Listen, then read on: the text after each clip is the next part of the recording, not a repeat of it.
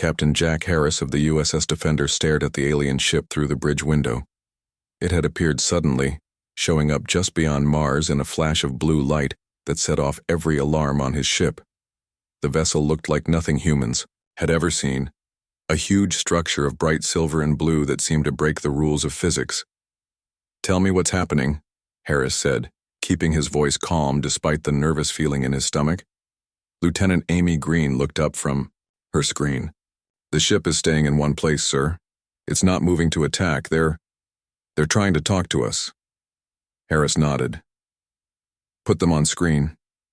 The alien that appeared on the main screen looked somewhat like a human. It had 2 legs, 2 arms, and a head, but its skin was light blue and its eyes were big and completely black. It spoke and the ship's computer translated. "Humans of Earth, I am Speaker Vox of the Galactic Alliance. We come with bad news and an urgent request." Harris fixed his uniform. "This is Captain Jack Harris of the Earth Fleet. We're listening. Captain Harris, for the past 30 sun cycles, the Alliance has been fighting a terrible war with the Zorn Empire. They want to rule all thinking beings. We have already lost many worlds." The alien's face was hard to read, but its voice sounded very serious. "Your world has stayed hidden from both sides because of a strange energy field around your star system, but that field has broken down. The Zorn will find you soon. And you're here to what? Warn us? Ask for our help?" Harris asked, "Both. The Alliance offers protection and friendship. The other choice is slavery or death under Zorn rule." Harris looked at his first officer, Commander Nancy Wells. "Speaker, with respect, we need to talk to our leaders. This is too big for me to decide." "Of course, Captain, but know this, you have very little time. The Zorn war fleet is already moving toward this part of space." As the message ended, Harris turned to his communications officer. "Get me Earth Command right away, and tell all ships in the system to get ready for possible attack." Within 24 hours, Earth was in chaos. The news of the alien offer and the coming danger had gotten out to the public. Governments rushed to form a unified response. Military forces worldwide went on high alert. In an emergency meeting of the United Nations, Admiral John Bell spoke to the gathered leaders of Earth. "Ladies and gentlemen, we have confirmed the existence of this Zorn Empire through information given by the Alliance. They are real and they are coming. The Alliance has offered us technology, ships, and training. In return, they ask for our help in the war." President Mary Carter of the North American Union stood up. "What do we possibly have that could help in a space war? We're hundreds of years behind their technology." Bell nodded to Dr. Helen Gray, who stepped forward. The famous scientist looked tired but determined. "Actually, Madam President, we may have something very valuable. For the past 10 years, my team at the Global Defense Center has been working on what we call quantum jump technology. It started as a theory for defense against nuclear weapons, a way to literally send incoming threats into a pocket dimension." Whispers spread through the room. "We've had success in small tests," Gray continued. "According to the data from the Alliance, the Zorn have no similar technology. Their shields and weapons work in ways that would be weak against QJT." Admiral Bell nodded. "The Alliance representatives were very interested when we described how it might work. They believe if we can make it bigger, it could change the whole war." President Carter still looked doubtful. "So we're betting humanity's survival on an untested technology?" "No, Madam President," Bell replied firmly. "We're betting on humanity's survival by joining the only friends we have against an enemy that will show no mercy.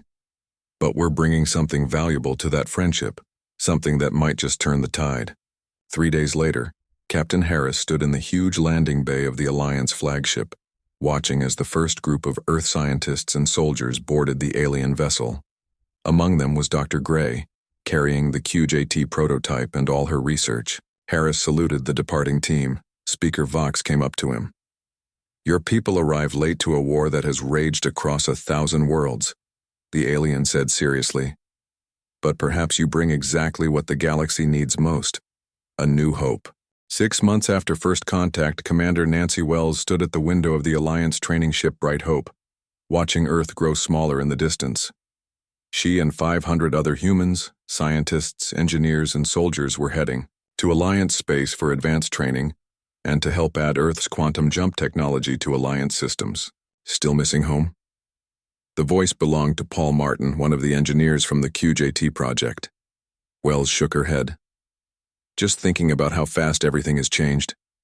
Half a year ago, we thought we were alone in the universe. And now, we're going off to fight in a space war, Martin finished. He ran a hand through his short brown hair. The tests are looking good, though. The Alliance engineers are amazed by QJT. They should be, Wells replied. Dr. Gray basically found a hole in the laws of physics that their people missed. Their talk was cut short by the ship's computer. All human crew, please come to the main hall for orientation. The main hall of the Bright Hope could fit thousands, though only a part of that space was needed for the Earth group. The room buzzed, with voices speaking many Earth languages, all being smoothly translated by the small devices they had received. Speaker Vox stood on the center platform alongside Admiral Bell and Dr. Gray. Beside them was a tall, proud Alliance officer, Admiral Nex, their main military contact. Humans of Earth, Vox began. You are about to enter Alliance space. Before we arrive, there are things you must understand. The war with the Zorn Empire has gone on for 30 cycles, about 35 of your Earth years. 17 Alliance worlds have fallen. Billions of lives have been lost. Images appeared in the air above them, planets burning, huge space battles, refugee ships under attack. The Zorn believe in their right to rule all thinking life. They do not talk. They do not show mercy. Admiral Nex stepped forward. His species was taller than humans, with 4 arms and shiny scales covering his body. Your world has been lucky to stay hidden for so long. The energy field around your solar system blocked long-range scanners, creating a blind spot. But now you have been found, and the Zorn fleet moves toward your area. Admiral Bell joined them, which is why we're speeding up our training schedule. The good news is that the first tests of QJT have worked better than expected. Dr. Gray? Helen. Gray looked tired but determined as she took center stage. The Alliance has given us advanced power sources that have allowed us to scale up QJT beyond anything we could do on Earth. We've successfully sent objects the size of small asteroids into pocket dimensions. Images appeared showing a test, a massive round object simply vanishing in a flash of blue light. We can use this in many ways, Gray continued. Defense shields that don't just block attacks but remove them from our reality entirely. Weapons that can send parts of enemy ships away. Even the possibility of sending whole ships to safety during retreat. Admiral Nex nodded. The Zorn have never seen this technology. Their energy shields and weapons are based on principles that QJT can get past entirely. In the 6 months since you arrived, we have already started adding QJT systems to our main fleet. But, Speaker Vox added, technology alone is not enough. You humans must learn to work within Alliance military systems, understand our tactics, and add your own unique approach to warfare with ours. Wells felt a mix of pride and worry. Humanity was being pushed onto a galactic stage in the middle of a war they barely understood. Yet they brought with them a technology that might change everything. The training was hard. 16-hour days combining physical training, battle simulations, and technical work. The humans learned to operate Alliance ships, weapons systems, and communications networks while Alliance engineers and scientists worked with them to add QJT into their technology. 3 months into their training, Wells found herself commanding a simulated Alliance cruiser during a battle exercise. Her crew was a mix of humans and 4 different Alliance species. Multiple Zorn signals detected, reported Lieutenant Dan Moore, her human sensor officer. 3 heavy cruisers coming at sublight speed. Wells had studied Zorn battle tactics extensively. They'll try to surround us. Weapons, prepare QJT, defense grid, layers 2 and 4. Engineering, I need 80% power to the jump cannons. Her alien second officer, a reptilian Sarex named Vesht, looked impressed. Normal practice would call for retreat against these odds, Commander. Wells smiled grimly. We're not using normal practice anymore, Commander Vesht. Weapons target the lead cruiser's engine systems. Let's show them what QJT can do when used to attack. As the simulated battle unfolded, Wells used the new hybrid tactics they'd been developing, using short-range quantum jumps to selectively remove critical systems from the enemy vessels. The simulation ended with a clear victory for Wells's ship with minimal damage. Admiral Nex's voice came over the comm. Impressive, Commander Wells. Your unusual approach to QJT might be just what we need. Later that evening, Wells sat with Martin and a group of Alliance engineers reviewing the simulation data. The problem, said Martin, is power use. QJT needs enormous energy to maintain, especially at the scales we're talking about for ship-to-ship combat. Zix, a many-legged Alliance engineer, moved a holographic display. We've been integrating the technology with our antimatter reactors. The efficiency has improved by 30%. Wells studied the display. It's still not enough for long battles. We need to be smarter about how we use it. Perhaps, offered Vesht, who had joined their discussion. The answer is not to use QJT all the time, but precisely surgical strikes against critical systems. Wells nodded slowly. Tactical QJT, instead of trying to send entire ships away, we target weapons, systems, shields, engines, key weak points. With properly aimed targeting, Martin added, excitement growing in his voice, we could potentially send specific parts from inside enemy vessels without breaking their hulls. Imagine, Wells said, leaning forward, removing a Zorn battleship's main reactor core without damaging the rest of the ship. The group fell silent, thinking about what this meant. This, Zix said finally, is why the Alliance sought friendship with humans. You think differently. As the training continued, the mixed human Alliance teams refined their approach to QJT warfare. What had begun as a defensive technology was evolving into something far more versatile and potentially devastating. 6 months into their training, as the first QJT-equipped Alliance vessels were preparing for combat, Admiral Bell received the news they had been dreading. A Zorn battle group had been detected at the edge of Earth's solar system. The war had reached humanity's doorstep. The Zorn attack on Earth began not with a massive invasion fleet, but with a single huge warship that appeared just beyond the orbit of Jupiter. Earth Defense Forces called it Destroyer, a vessel unlike any Alliance reports had described, nearly twice the size of the largest known Zorn battleship, with a bright red energy glow pulsing along its black hull. From the command deck of the newly built Earth defense ship Phoenix, Captain Jack Harris watched the long-range sensor feed with growing worry. What can you tell me? He asked his science officer, Lieutenant Lisa Ward. Ward frowned at her display. The ship matches no known Zorn design, sir. Energy output is extremely high. They appear to be scanning our entire system. A scout? Suggested Commander Frank Peters, Harris's second officer. Too big, too powerful for a scout, Harris replied. This is something else. Alert Admiral Bell, and get me a direct line to the Alliance contact. The face of Speaker Vox appeared on the main screen moments later. Captain Harris, our sensors have detected the Zorn vessel. This is unexpected. Unexpected how? Harris demanded. This appears to be one of their planet breakers, vessels typically saved for final planetary attacks. They have never used one this early in an attack. Harris felt a chill run through him. What can it do? Terrible things, Vox replied grimly. It carries planet-killer-class weapons and can send out thousands of fighter craft. The good news is that Alliance reinforcements are on their way to your system, including the first vessels equipped with QJT technology. When will they get here?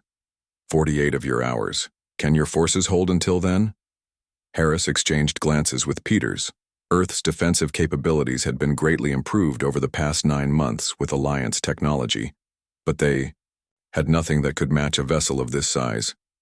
We'll have to, Harris said firmly. Phoenix out. Within hours, Earth Command had gathered every available ship, a quickly upgraded fleet of 30 ships, with Phoenix as the flagship. They took up defensive positions around Earth, a thin line against the approaching monster. Admiral Bell addressed the fleet from Earth Command. All vessels, maintain formation. Our goal is defensive only. Delay and survive until reinforcements arrive. Do not, I repeat, do not engage in direct combat unless absolutely necessary. As the destroyer approached Earth orbit, it launched its first wave, hundreds of fighter-sized craft streaming toward the planet. All ships, defensive pattern Alpha, Harris ordered. Intercept those fighters before they reach atmosphere. The battle erupted in flashes of energy weapons and explosive decompression.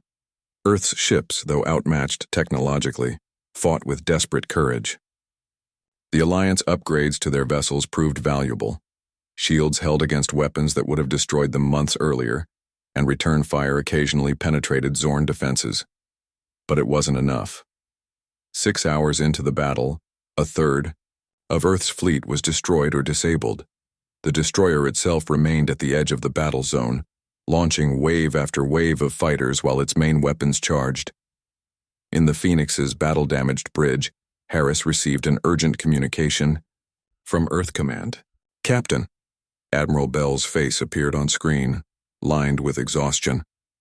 Our planetary sensors have detected an energy buildup in the destroyer's main weapon array. Analysis suggests it's preparing for a direct strike against Earth's surface. Harris felt his blood run cold. Target? North America. Specifically the East Coast. Estimated time to weapon discharge 20 minutes. We need to hit it directly, Harris said, thinking quickly. Take out that weapon. Agreed. I'm authorizing Operation Spearhead. You'll take Phoenix and the remaining 5 vessels of your battle. Group for a direct assault on the destroyer's weapon systems. The rest of the fleet will maintain defensive position around Earth. Harris nodded grimly. Understood, Admiral. Captain, Bell added. We've just received word that Dr. Gray has completed a prototype of an offensive QJT device. It's untested in actual combat, but we'll take it, Harris said without hesitation. 30 minutes later, Phoenix led a desperate charge toward the destroyer, 5 ships in tight formation around it. The prototype QJT device, quickly installed in Phoenix's weapons bay, hummed with ominous energy. QJT device at 90% charge, reported Lieutenant Ward.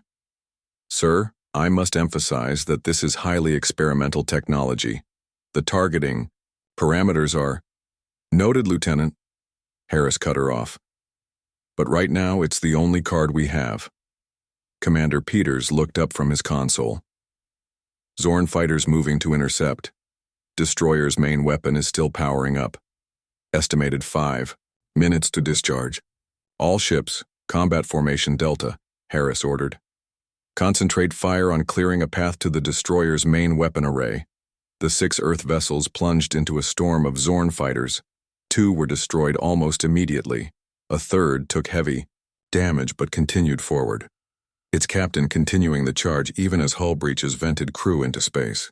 QJT device at full charge, Ward reported as Phoenix shuddered under enemy fire. Shield integrity at 40%. Distance to target, Harris demanded. 30,000 kilometers in closing, Peters replied. 20 seconds to optimal QJT range. The bridge rocked violently as a direct hit overwhelmed a section of shields. Breach on deck 7, someone shouted. 15 seconds. Shields at 15%. 10 seconds. QJT targeting locked. Harris gripped his command chair. Fire. From Phoenix's main weapon array, a pulse of blue-white energy lanced toward the destroyer. It struck the massive vessel's weapon array, and then something extraordinary happened. There was no explosion, no conventional damage. Instead, a sphere of rippling blue energy expanded from the point of impact, enveloping the entire front third of the Zorn vessel. Then in an instant, that section of the ship simply vanished, sent into a pocket dimension, leaving a perfect, clean slice through the massive warship. Air, crew, and internal components vented explosively from the exposed cross-section of the ship. Secondary explosions cascaded through the vessel's remaining structure as power conduits overloaded. Direct hit, Peters shouted. The destroyer's weapon array has been removed. The bridge crew stared in stunned silence at the scene. On their view screen, The mighty Zorn vessel, seemingly invincible moments before, now drifted powerless, catastrophically damaged by the loss of a third of its mass. All vessels, regroup and maintain distance, Harris ordered, his voice hoarse. Target any remaining weapon emplacements and fighter bays. As Phoenix and its surviving escorts regrouped, long-range sensors detected multiple space-time distortions forming at the edge of the system. Captain, Ward reported, relief evident in her voice. Alliance. Signatures detected. Reinforcements have arrived. The Zorn response was immediate. The crippled destroyer and its remaining fighter complement began a retreat toward the outer system, pursued by the newly arrived Alliance fleet.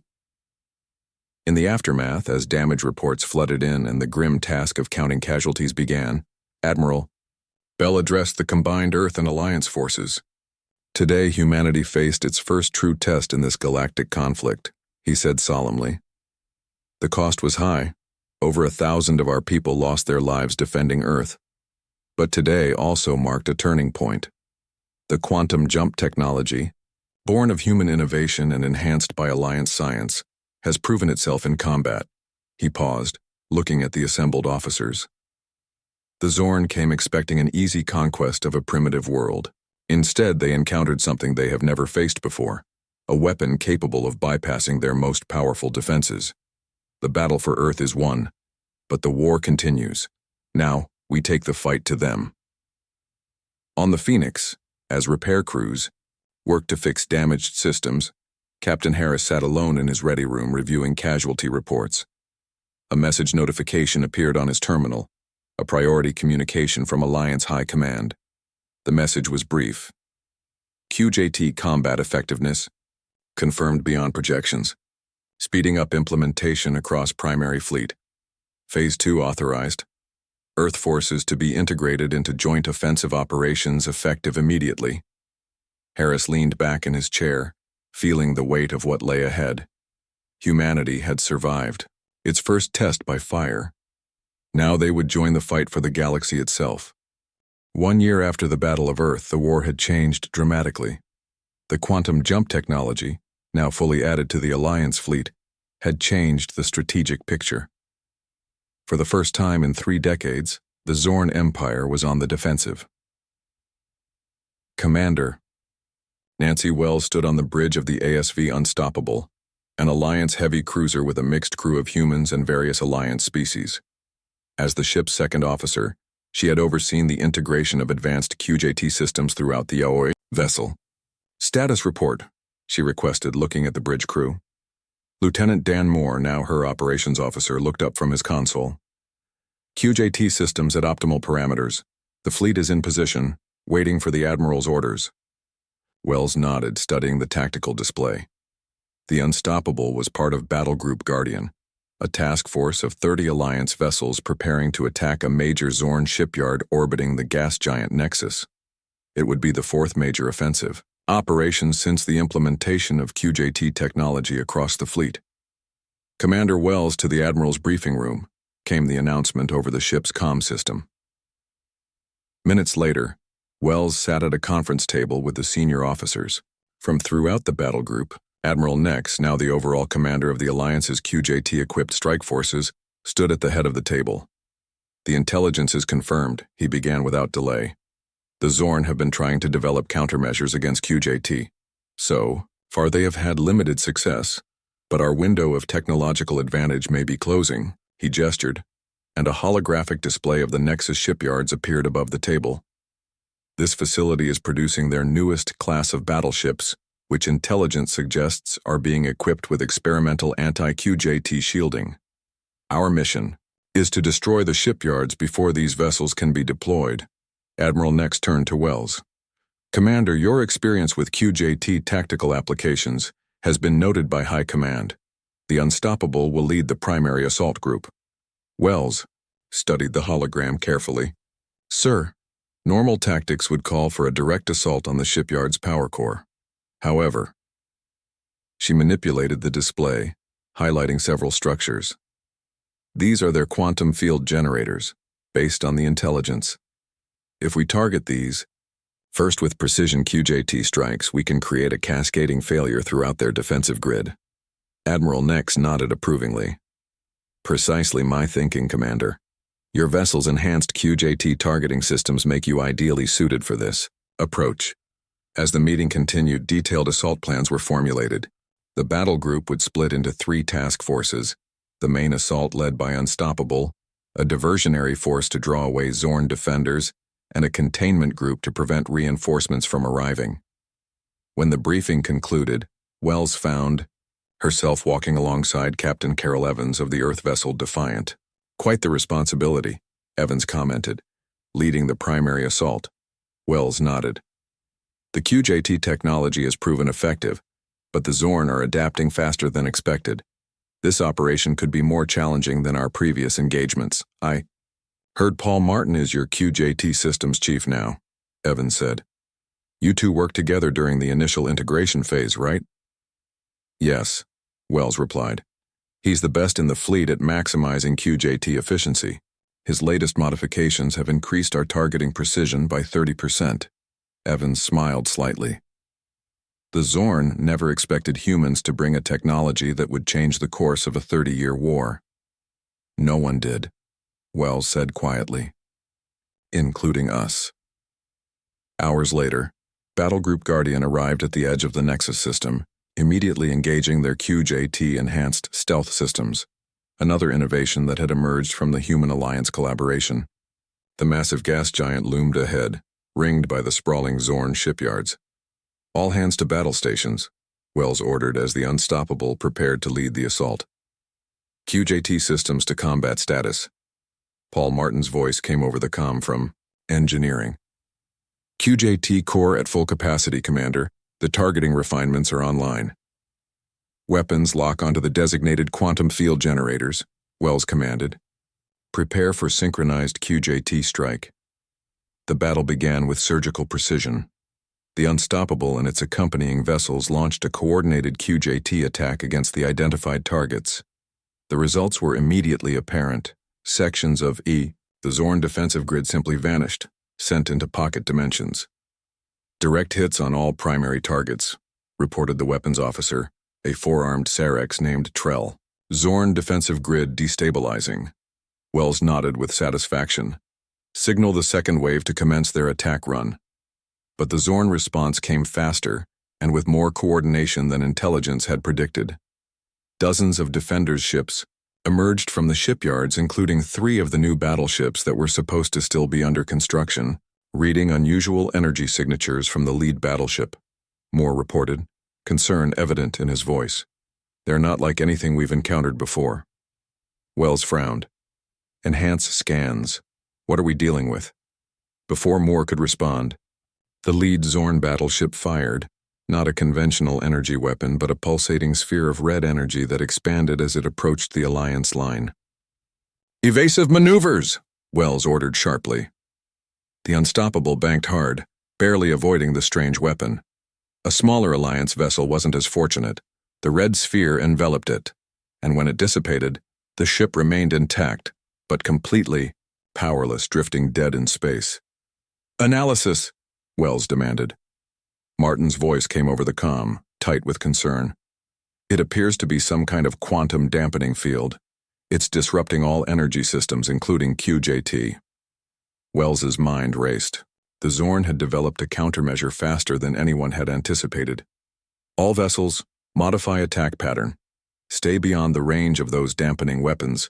Weapons, target the battleship's engine systems with conventional weapons. The battle quickly turned into a chaotic engagement, with the Alliance forces adapting on the fly to the unexpected Zorn countermeasures.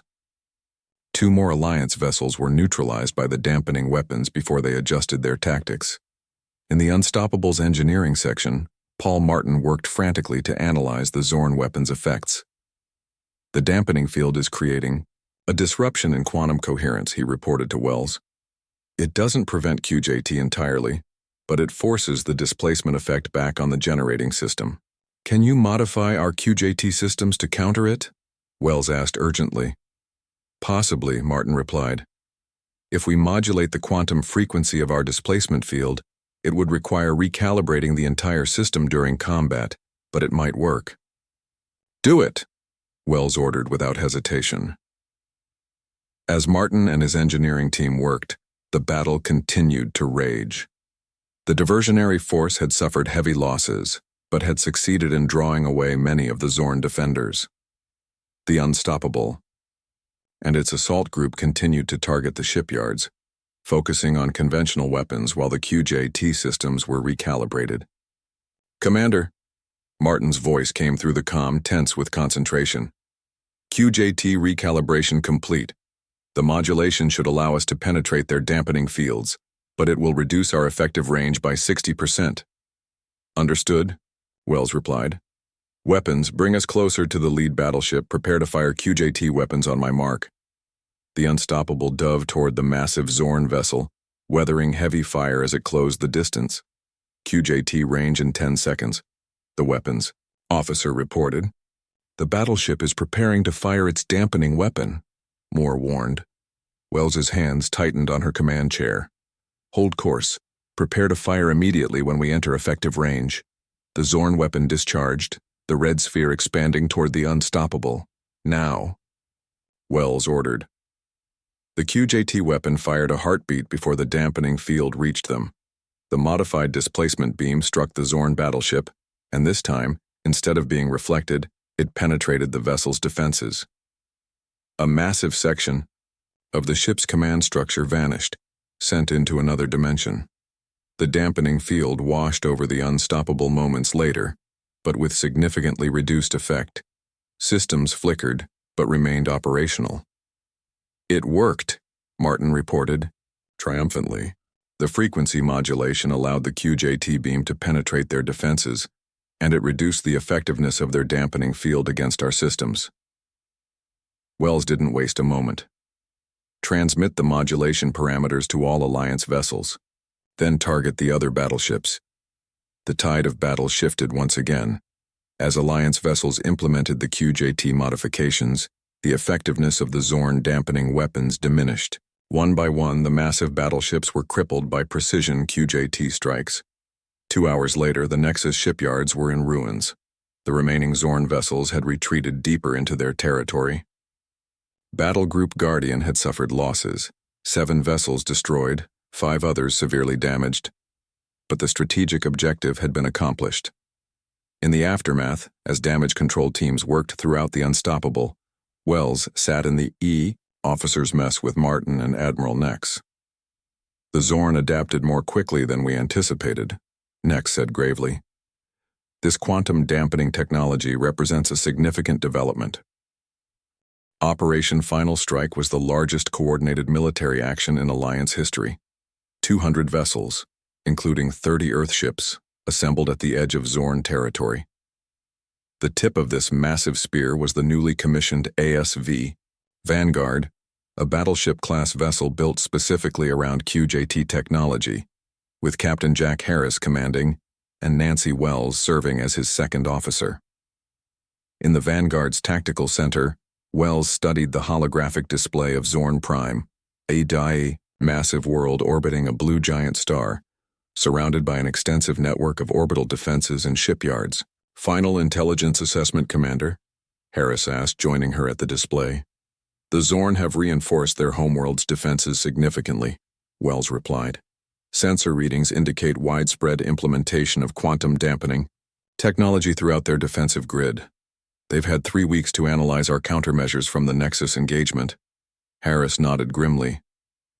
"And our response?" "Chief Engineer Martin has developed a cascading frequency modulation for our QJT systems. Instead of operating on a single quantum frequency, the displacement field will cycle through multiple frequencies too rapidly for their dampening fields to adjust." "How effective will it be?" 70%, according to simulations. "It's the best we can do with the available time." Harris studied the tactical display. "The mission parameters remain unchanged. We target their central military command structure and primary research facilities. Civilian centers are to be avoided." Wells nodded. "The surgical approach. Admiral Nex believes if we can take out their military leadership and destroy their advanced weapons research, the Empire may break apart or be willing to negotiate." "And if they don't?" Harris asked quietly. Wells met his gaze steadily. Then at least we'll have bought the Alliance time to further develop our countermeasures. The fleet-wide briefing that followed was solemn. Admiral Bell, now the human representative, on the Alliance High Command, addressed the assembled officers via holographic projection. Operation Final Strike represents our best opportunity to end this conflict, he stated. For 30 years, the Zorn Empire has waged a war of conquest across this sector of the galaxy. 17 worlds have fallen. Billions of lives have been lost. Earth was fortunate. We entered this conflict late, and we brought with us a technology that changed its course. He paused, his expression grave. But our advantage is temporary. The Zorn are adapting to QJT, developing countermeasures more rapidly than anticipated. This operation targets the source of those developments, their primary military research facilities. If successful, we may force the Empire to the negotiating table. If not, he let the implication hang in the air. Admiral next took over. The operation will proceed in 3 phases. First, our stealth vessels will infiltrate the outer defense grid and disable their long-range sensors. Second, our main battle. Fleet will engage their defensive forces while our QJT-enhanced strike group penetrates to the inner system. Third, the Vanguard and its escort vessels will execute the precision strikes against the designated targets. As the briefing concluded, Wells found herself standing beside Paul Martin, who had been promoted to chief engineer of the Vanguard. "Do you think it will work?" she asked quietly. Martin's expression was a mix of determination and uncertainty. The cascading modulation is the most complex QJT application we've ever attempted. If it works, their defenses won't be able to adapt quickly enough. If it doesn't, he shrugged, then we'll need to find another solution fast. As we always do, Wells replied with a tight smile. 12 hours later, the operation began. Phase 1 went flawlessly. The stealth vessels successfully disabled the outer sensor grid, leaving the Zorn momentarily blind to the approaching Alliance fleet. Phase 2 was met with fierce resistance as the Zorn deployed numerous battleships and thousands of fighters to defend their homeworld. Aboard the Vanguard, Harris ordered the jump that would take them and their escort vessels through the chaos of the main battle and into position for the strike. The massive ship's QJT drive hummed with power as it prepared for the largest tactical jump ever attempted. QJT drive at maximum power, Martin reported from engineering. Cascading modulation protocols engaged. All escort vessels report ready, Wells added from her station. Harris nodded. Execute jump. The Vanguard and its escorts vanished in a flash of blue energy, bypassing the raging battle entirely. They reappeared in high orbit above Zorn Prime, less than 50,000 kilometers from their primary targets. Jump successful, Wells reported. All vessels accounted for. Minimal drift from projected coordinates. Zorn defensive forces detected, the sensor officer announced. They're responding to our arrival. Harris leaned forward. We have a small window before they can bring their full defensive grid to bear. Launch Phase 3 immediately. The Vanguard's weapon systems came online, its massive QJT projectors focusing on the first target, the Zorn Central Military Command. The cascading modulation system cycled through thousands of quantum frequencies per second as the weapon fired. The beam struck the huge complex on the planet's surface. For a moment, nothing happened. Then, as the modulation found frequencies that penetrated the defensive shields, sections of the facility began to vanish, displaced into pocket dimensions from which they would never return. Target 1 neutralized, the weapons officer reported, moving to Target 2. As the Vanguard turned to target the main research facility, the Zorn launched their counterattack. Dozens of defense platforms activated, firing a new kind of weapon, missiles equipped with quantum-dampening warheads. Incoming, Wells shouted. Multiple dampening missiles detected. Point defense systems engaging, Harris ordered. Continue with primary mission. The Vanguard's defensive systems destroyed many of the incoming missiles, but 3 made it through, detonating in proximity to the great ship. Rippling fields of red energy washed over the hull. QJT systems fluctuating, Martin reported, his voice strained. The cascading modulation is holding, but just barely. We need to complete the strike before more of those missiles hit us. Harris nodded grimly. All power to weapons. Target the research facility and fire. Again, the massive QJT weapon discharged, focusing on the sprawling research complex that had produced the Zorn's most advanced weapons. The facility resisted longer than the military command had, its defenses clearly enhanced with the latest countermeasures. But even these could not withstand the cascading modulation forever. Section by section, the facility vanished. Target 2 neutralized. The weapons officer reported with satisfaction. Multiple Zorn vessels on intercept course, Wells warned. Their flagship is among them. Harris studied the tactical display. The Vanguard had accomplished its primary mission, but escape would be difficult. The main battle still raged at the system's edge, cutting off their retreat path. All escorts, defensive formation, Harris ordered. Prepare for... He was interrupted by an urgent communication from Admiral Nex. Captain Harris, are your primary objectives complete? Affirmative, Admiral. Both targets neutralized. Good. We're receiving unusual communications from multiple Zorn command vessels. It appears there's confusion in their chain of command. We're detecting power fluctuations across their defense grid. Wells and Harris exchanged glances. The strikes worked better than we anticipated, Wells said. Without their central command structure, their forces are losing coordination. Harris finished. Admiral Nex's voice returned. All vessels, hold position but maintain defensive posture. We're receiving, this is unexpected, we're receiving a communication from the Zorn ruling council. They're requesting a cessation of hostilities. A stunned silence fell over the Vanguard's bridge. Is it genuine? Harris asked finally. Unknown, but the signature codes match their highest authority. The loss of their military command structure and primary weapons research facility appears to have convinced some faction within their leadership that continuing the war is futile. 3 days later, representatives from the Alliance and the Zorn Empire met aboard a neutral vessel in orbit around Zorn Prime.